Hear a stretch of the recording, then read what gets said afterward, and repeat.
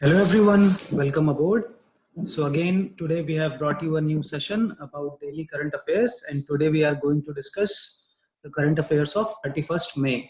And this session has been brought to you by Himalaya IAS classes. If you want to join IAS 2021 batch or KAS examination batch for English or Kannada medium, you can visit us at www.himalayaiasclasses.com, or you can reach out to us on this given number. So before we start with the session, significant of current affairs, I have repeated in every session. For prelims, you have straightforward questions. For mains, you have direct plus indirect questions. Means you can use these current affairs examples or case studies to support your argument. In essay, where you have to write multiple dimensions of a topic, it helps you in opinion building, and most of the interview questions are based on the contemporary issues. So let's get started with today's first news item, that was about easing restrictions. Okay, so the lockdown 4 has been ended and unlock version 0.1 people are saying is getting started. So here I have included this not as a part of syllabus, but we can get an idea when the exam is going to be scheduled for UPSC 2020 prelims examination. So unlock 0.1, it will start on June 1st. No more red, green or orange zone will be designed. Only containment zones where there are more cases, there will be some restrictions.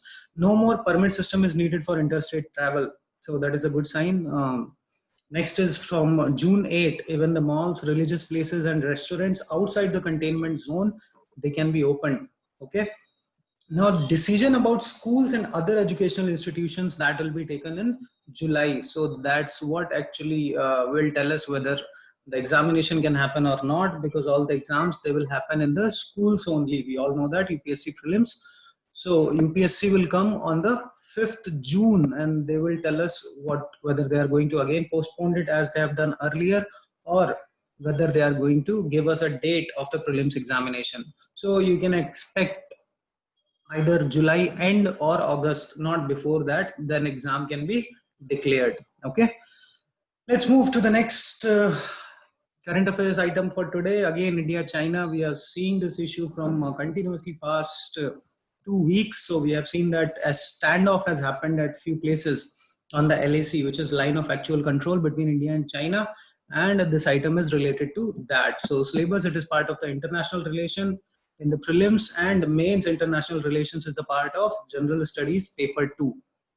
So the Defense Minister Rajnath Singh have said that we do not need the mediation. As we know, we have discussed in the earlier sessions that Mr. Donald Trump, the United States President, has offered to mediate between India and China to resolve this current ongoing LAC issue, line of actual control issue. That's where the Defense Minister from India has said that we have our own bilateral means between two countries, mechanism to resolve the disputes. Okay. So the standoff at line of actual control will be resolved through diplomatic dialogue, and our priority is to maintain good relations with all the neighbors. India has 5 agreements between 1993 to 2003 to resolve such issues with China. So the 1993 agreement itself, maintenance of peace and tranquility, has a mechanism to resolve such type of disputes in terms of crisis. Okay. So for the next news item which we have today is the locust threat in India. So this last week we have seen again continuous news reports on this. So today talks about what is the reason, what is the linkage of this locust threat.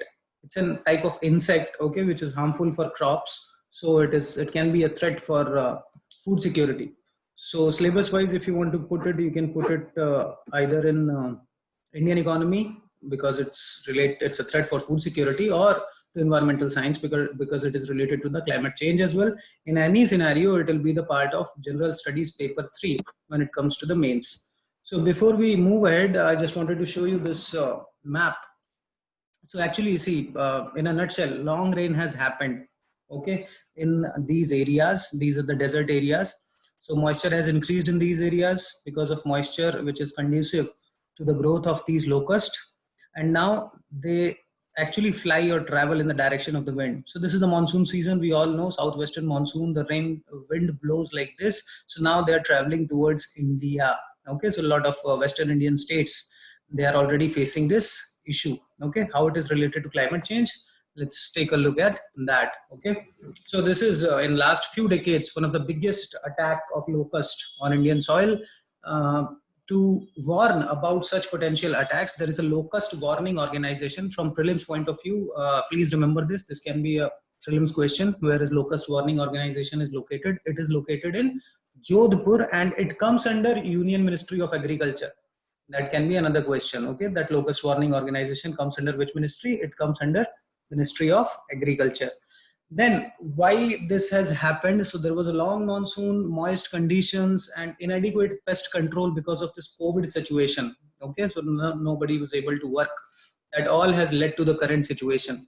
The angle of the climate change, how it is connected here. So Indian Ocean warming. Okay, there is something called as Indian Ocean Dipole, IOD. In UPSC prelims, that question has been asked. So Indian Ocean Dipole is nothing but a warming of Indian Ocean. It is known as positive when western portion of the Indian Ocean becomes warmer, and it is known as negative when eastern portion of Indian Ocean becomes warmer. I'll show you the picture in the next slide. So when there is a positive dipole, then there is more rainfall, which led to more rain, moist sand, okay, and growing population of locusts in Africa, who are along with the winds now traveling towards India. Okay, Somalia, which is a country located somewhere here, it has already declared an emergency because of this locust threat.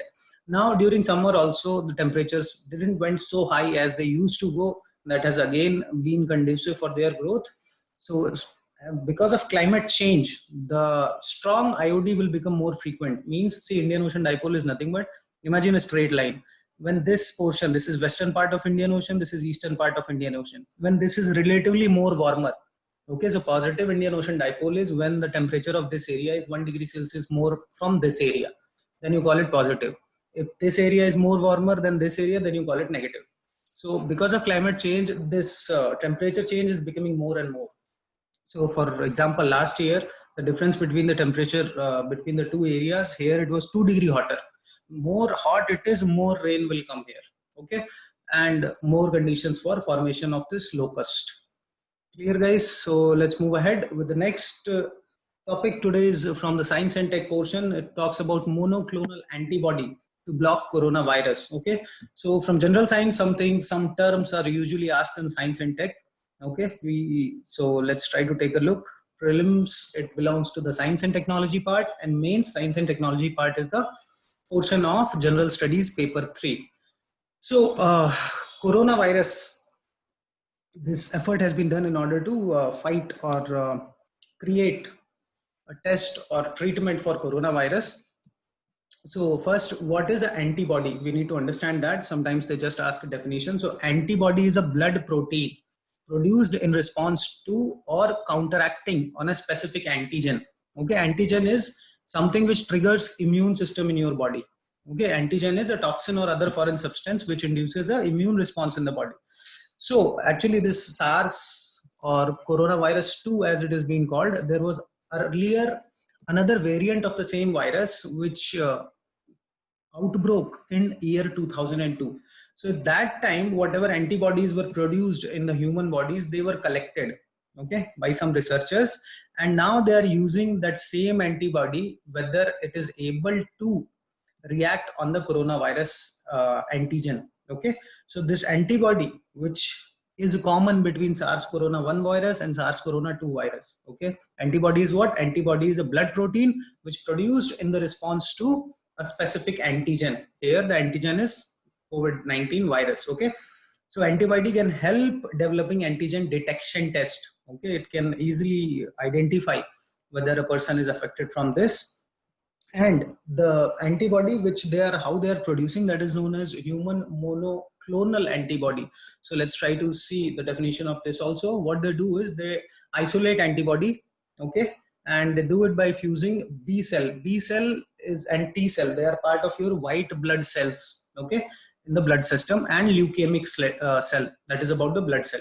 So this fused B cell, which is known as hybridomas, okay, they are grown individually and they are known as monoclonal antibody. Okay, so monoclonal antibody is produced by single clone of fused B cells or cell line.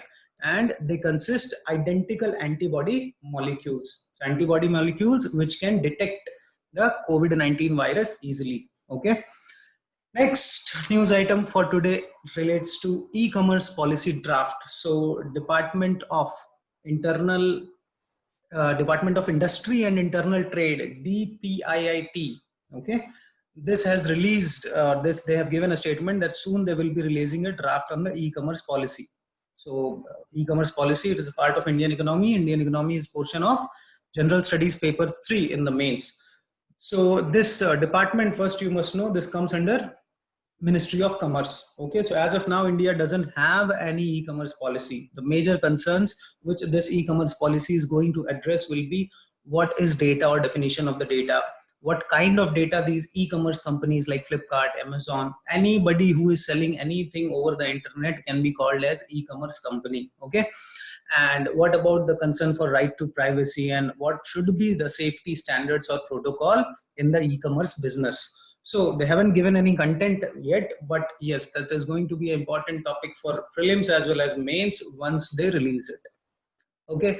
Next article for today, it talks about Monsoon. SkyMet, it's a private agency which has said that monsoon has arrived in India, whereas Indian Meteorological Department, it has not confirmed it yet. So prelims, it is part of geography, and geography is the part of General Studies paper 1 in the mains. So let us see what is the confusion, why one agency is saying there is monsoon, why other agency is saying there is no monsoon. Rather than that, just directly look. SkyMet has said that the monsoon has arrived in Kerala, whereas IMD, Indian Meteorological Department, has not confirmed it yet.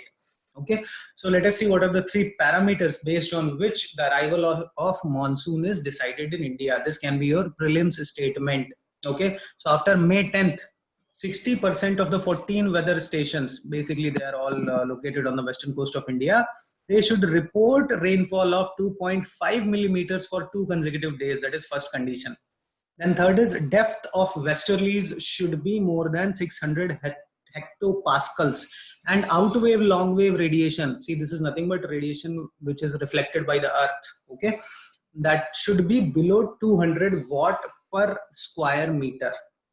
So if these 3 conditions are met, okay, then Indian Meteorological Departments declare it as an arrival of the monsoon. Okay. Next, just I noted this down, Vande Bharat mission. So this was a mission launched by India in order to bring its people. So you can think it of a part of disaster management, which is part of General Studies paper 3, to bring home Indians through aircraft. That was called Vande Bharat mission. A similar mission was launched by Indian Navy also to bring stranded Indians abroad back to India. That was known as Mission Sagar. Okay, so just remember these 2 names: Vande Bharat mission through aircraft, Indians who were abroad, they were brought back home, and Mission Sagar by Indian Navy, stranded Indian abroad, they were brought back home. Now again, another news that has been also continuously part of the current affairs during this week is related to WHO. Recently, 73rd Summit of World Health Assembly has taken place, in which India's Union Health Minister Dr. Harshvardhan has been made the chairman of the Executive Council of World Health Assembly. Okay. So Mr. Donald Trump, the US president, he has declared to cut ties with the WHO. So syllabus wise, it is part of the prelims and mains. Again, prelims, international relations, and international relations is a part of General Studies paper 2. Okay. So here WHO is a global health agency which is headquartered in Geneva. US was the biggest contributor. Trump has temporarily suspended the funding of WHO earlier as well on the handling over the pandemic. And now he has completely stopped it, saying that situations in South America is not very good. So we have seen the WHO efforts. There is already a COVID resolution which was passed in the World Health Assembly, asking to initiate an inquiry to inquire the handling of the pandemic by WHO and the role of the countries where it got originated. They didn't name specifically China, but yes, everybody is pointing towards the origin, which we all know that is in China. So these things were going on for a long time, and now Trump has finally decided or declared to cut ties with the WHO, which has been criticized all over the Europe, because funding is needed, and this is one of the most crucial time for agency in this field, okay, to have funds in order to work. So these were the current affairs for today, guys. This is the list of do's and don'ts which you can follow in order to maximize your chances of selection in the UPSC prelims exam. Please do not forget to like, comment, share and subscribe to this YouTube channel. And please don't forget to press the bell icon so that you can get notified whenever we upload a video related to current affairs. So stay tuned. We'll be back tomorrow again with the new topics of current affairs. Thank you for watching.